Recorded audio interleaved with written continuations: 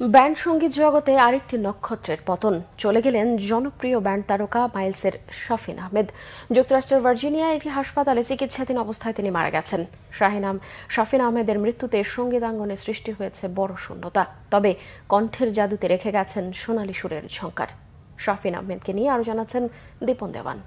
শেষ বিকেলের আলোয় বিষাদ সন্ধ্যা। 90-এর দশকের এমন জনপ্রিয় গান ছিল প্রেমিক হৃদয়ের ক্ষুধা।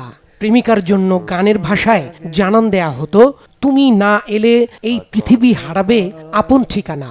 প্রেমিকার কাছে প্রেম নিবেদনের এমন গান পাড়া মহল্লায় ক্যাসেট প্লেয়ারে বাজতো সারাক্ষণ। এসব গান শুনেই বড় হয়েছে 90 দশকের প্রজন্ম।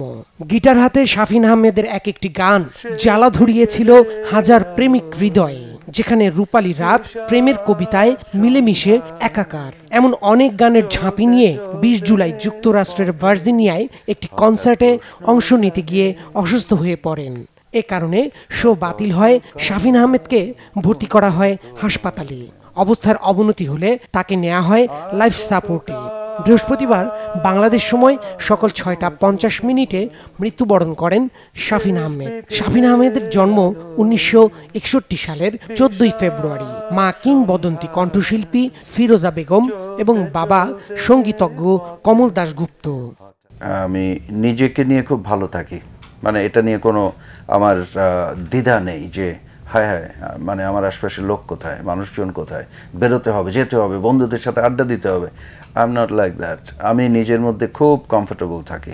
সঙ্গীত পরিবারে জন্ম নেয় ছোটবেলা থেকেই শাফিন আহমেদ গানের আবহে বড় হন। শৈশবে বাবার কাছে উচ্চাঙ্গ সঙ্গীত আর মায়ের কাছে তালিম নেন নজরুল সঙ্গীত। প্রতিভা অনেকেরই থাকে, এটাকে ঠিকমতো ইউটিলাইজ করতে হবে। সেটাই কিন্তু একটা ইঙ্গিত বহন করে যে মানুষটার মূল কাজ কি হওয়া উচিত। দ্যাট ইজ দ্য ইন্ডিকেশন যে you are born with this talent. তাহলে ওটা করবেন না কেন? প্রশ্ন জাগে।